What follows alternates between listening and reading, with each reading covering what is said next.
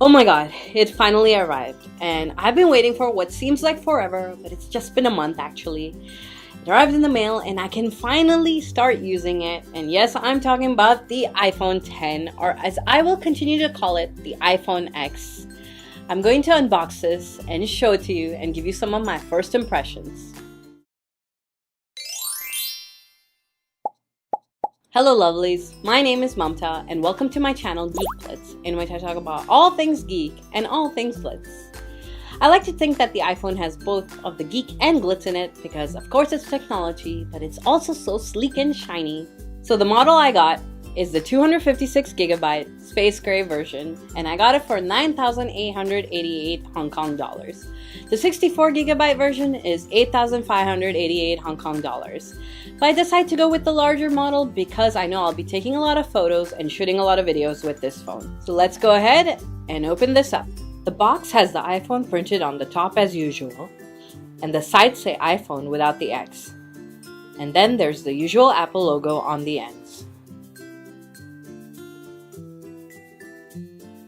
I'm going to pull open this plastic, and oh my god, I'm way too excited about this.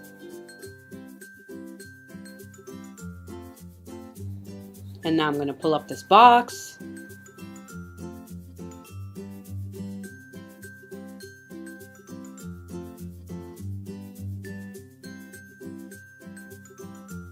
First up, as usual, we've got the leaflet package. Inside, there's a basic leaflet for some of the functions.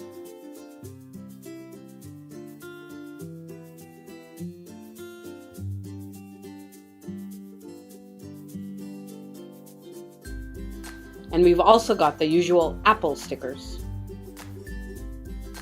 Next is this beauty of a phone. It looks fantastic and it's super clear. The back has the space gray color, and it looks like a fingerprint magnet for sure, because I think the fingerprints would show up more easily on the space gray color as opposed to the silver color. I still preferred the space gray color though over the silver, which is why I got it. Let's get back to the box. There's the usual adapter, ear pods, lightning cable, and then the lightning to headphone jack adapter. I'll remove this plastic now.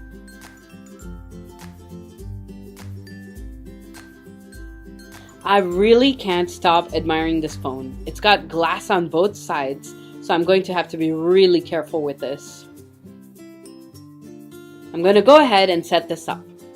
So now that we've got the phone set up, let's talk about this screen for a bit. It's 5.8 inches with an OLED display, and it's got really nice colors. What's really beautiful about this is that the screen itself looks flush with the stainless steel frame on the sides.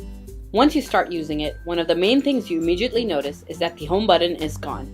But there's no worries because we can just swipe up from the bottom, and that takes us back to the home screen. For switching between apps and multitasking, you can swipe up and hold, and then you have all the open apps options you can go through. For the notifications, you can pull down from the top left corner, and then on the top right corner, you can access the control center. So let's test out this top-notch video. You can view it in two ways. You can full screen it, but the notch will be visible on the side. I think with time I'll probably get used to it and ignore it, but you have the option to not view videos edge to edge by double tapping on the video, if that is your preference. So the most unique thing about the iPhone 10 in comparison to the other iPhones is Face ID, which is pretty easy to set up through the use of the front-facing True Depth camera. Face ID can be used to unlock your phone, use Apple Pay, and can be used for several other apps on the phone. Besides being used for Face ID, the front-facing True Depth camera can sense depth in photos. This allows for some great pictures in portrait mode, where you can control different types of lighting, which is a new feature. This is possible with the dual camera on the back as well. Another thing possible with the front-facing True Depth camera is that it can analyze your face motions and map it onto an animoji. So I'm probably going to have a lot of fun with this. Let's talk about the back. which has a 12 megapixel wide angle and telephoto dual camera. This is one of the main reasons I got this iPhone rather than the iPhone 8, because I wanted the dual camera on a device with a smaller form factor than the iPhone 8 Plus. Now let's talk about the buttons on the side. You can hold down the power button to access Siri. For screenshots, since there is no home button, you need to press the volume up and power button at the same time.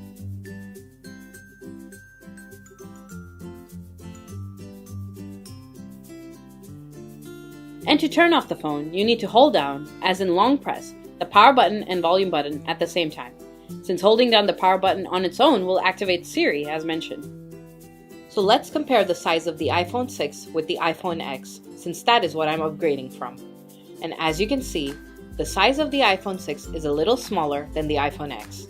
And the thickness is negligible, as the iPhone 6 is only slightly thinner.